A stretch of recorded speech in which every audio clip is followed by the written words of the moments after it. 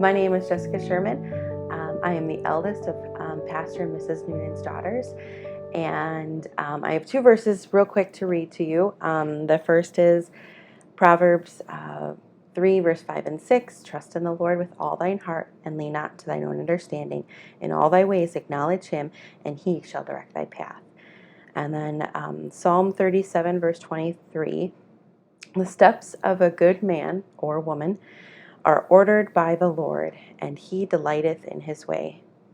When I was very young, maybe 2 or 3, I remember crawling up onto my mama's lap and asking her about heaven, but I don't remember anything else other than that.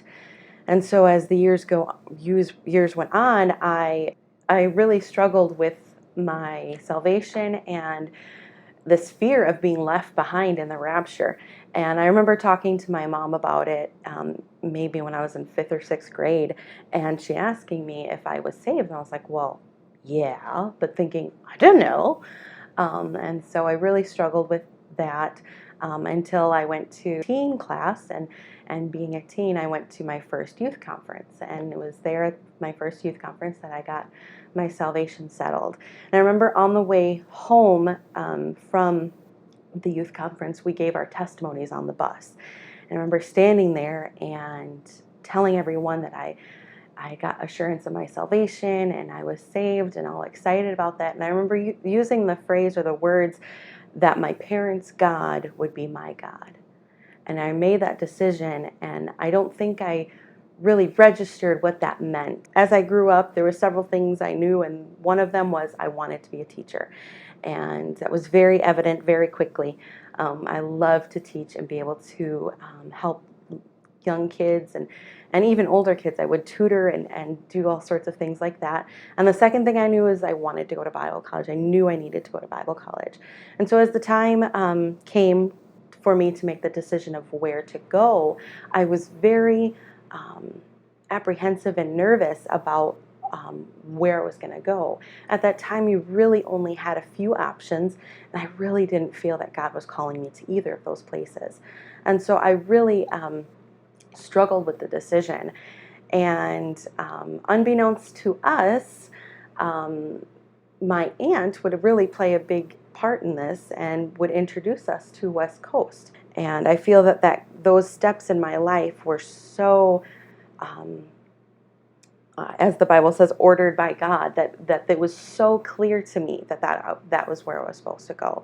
And I didn't know back then what it would mean today.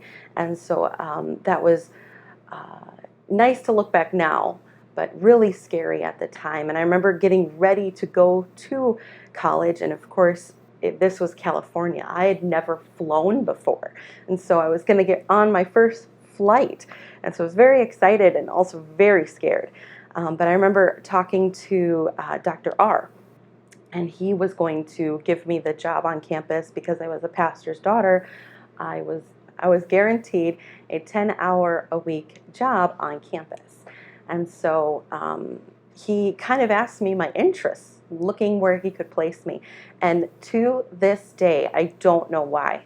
I do not know why I said taking pictures. I like to take pictures. And I remember the phone call like it was yesterday, and just thinking, like literally on the phone, like, what did I just say? I don't know, whatever. And so he's like, oh, okay. So he placed me on the yearbook staff. And so again, looking back now, I see how God had ordered that and God put that in place.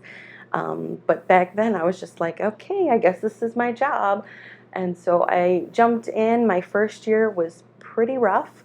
Of course, everyone adjusts with the weird roommates and all that stuff. But I knew maybe 3 people on campus. And so it was very difficult to really adjust. And I felt very alone.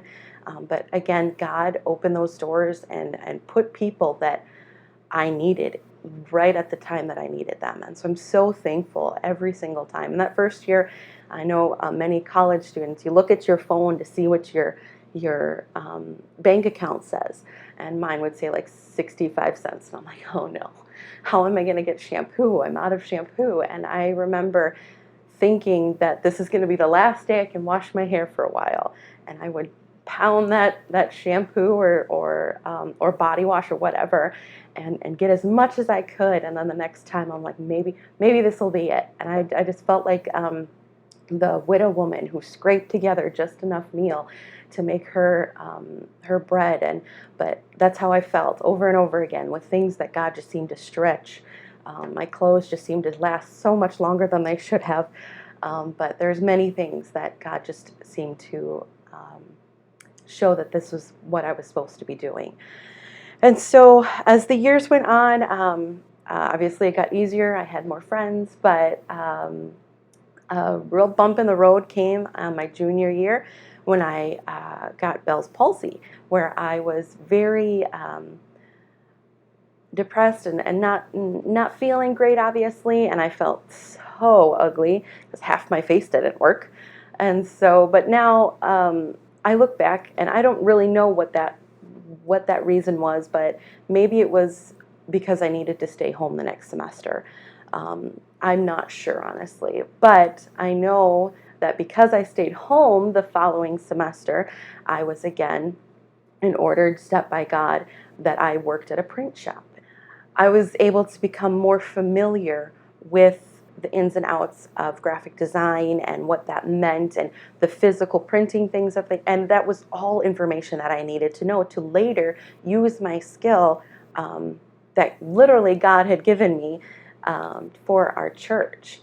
And so I went back to school. I finished my last year there and then was able to come home and student teach. And it was a big answer to prayer that I was able to do that. One, because our school had decreased significantly in size, and we were just starting to get back to regular classes with a teacher. And so I was so thankful that we were able to do that. And then secondly, I was able to teach under Mrs. Sanders, who was my hero. She was my favorite teacher when I was young, and so able to teach under her was a dream come true. And so I remember talking to her many times about what we were planning on doing for that year. And now at this point in my life, I was going to graduate from college. I was going to become a teacher, what I wanted to do. I was at home. There were so many things that I felt that God had just ordered right, and not right by my standards, but I felt that I was doing what He wanted. And she asked, well, what about a guy?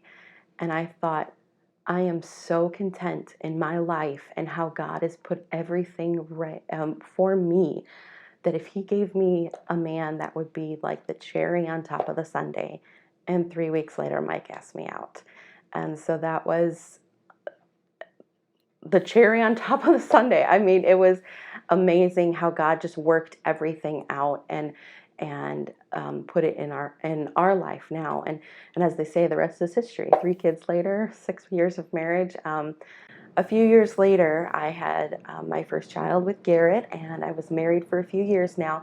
And a high school friend came and said, "Wow, Jess, you're living the dream. You're living the dream." And I thought about that, and I thought, I'm living so much better than what I could have dreamt up.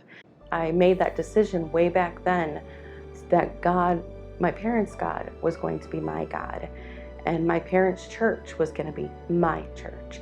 And so I think back then I put God at my center and I started walking towards Him. Now, I'm not saying that I didn't veer off and make dumb decisions, because I did, but I remember and I strove to continue to walk towards Him, continue to do right, and continue to in His way for my life. And He has given me far more than I could have ever dreamt.